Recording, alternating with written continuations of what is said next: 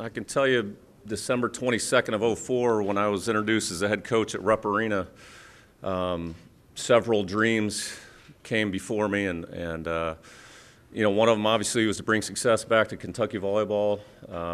Another one was to be competitive on national level, being able to compete with the best teams in the country. And Megan and I moved here. We had a 1-year-old daughter, Sophie, and I thought to myself, how unbelievable would it be for female athletes to play in front of a crowd like this as I'm standing there?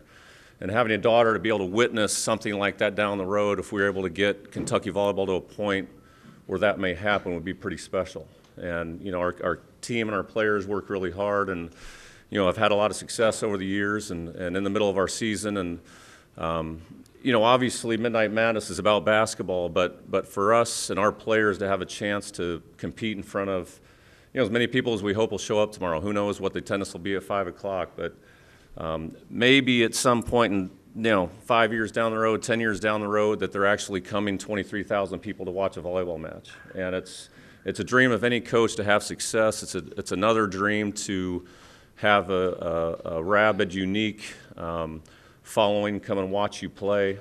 And Kentucky is one of those places I feel you can do that. And hosting a regional last year and getting the crowd that we did against Texas in the Sweet 16 was very special. And I also would like to apologize to our loyal fan base that comes to all our matches, that a lot of them won't be able to come to see that match tomorrow. And that hurts a little bit, because those are the people that have been following our program for years and make a big difference in wins and losses when you're in close matches. But for us to get this opportunity and for our administration to agree to it, and Coach Cal and Coach Mitchell, all on board to do something like this for our players, for our program, I think we can continue to attract and make sure that volleyball in this state continues to grow. And I just found out 2 weeks ago, someone's asked me to make a quote on the fact that volleyball is the most participated team girls sport in the state of Kentucky, and I had no idea that was the case. And hopefully, as we continue to grow this program, we continue to raise the level in high school, middle school volleyball around the state, club volleyball, and this is just an absolutely special opportunity for us to continue to recruit and get more fans to see a sport that maybe they haven't had a chance to see. And we've won 4 out of our last 5 matches, playing very, very good volleyball. Have a great chance against Mississippi State to continue to have some success, and hopefully the fans that didn't get a chance to see us play tomorrow night will be back in Memorial Coliseum on Sunday when we play Texas A&M. So.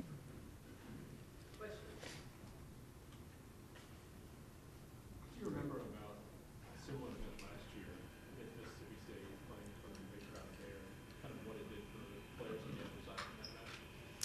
Well, at Mississippi State, we did the same thing last year, and Mississippi State beat us. And it was, I saw a level of play in their players that I hadn't seen on video. But the environment, the people that had a chance to see them play and see them compete in this sport, I think had a big impact in their program last season. And there's no question the level of intensity was higher than I'd ever seen in a Mississippi State volleyball match.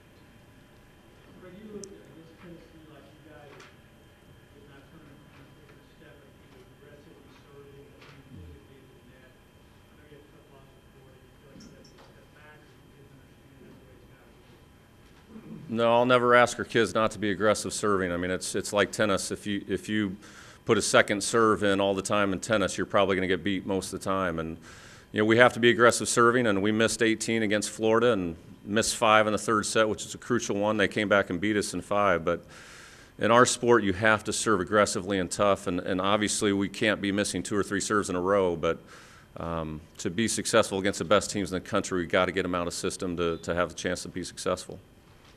Greg, if you had that many people participating in a prep level of volleyball, how does that help you grow the program long term? Is there enough quality players in the state to help you grow?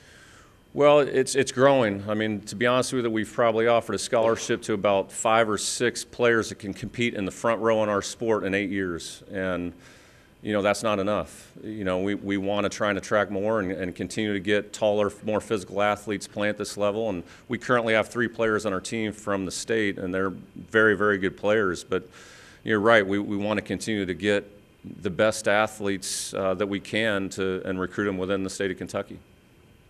There's obviously going to be a lot of fans who see maybe even the sport for the first time tomorrow, and hope that they would kind of see out of your team watching the sport for the first time. Well, hopefully you get at least something like some people that watch the Olympics for the first time and they see the national team players compete and how explosive, powerful. You know, it's a contained space. I mean, volleyball court is 900 square feet on your side of the net, and to be able to work as a team, be that explosive, hit the ball that hard, I think is something that, you know, is unique to our sport. And because the net is 7'4" versus 8 feet for men, you know, it allows our players to play the game physically like the men can do at the higher net. So I think it's something I think people will be pretty fascinated with what the speed of the game is like.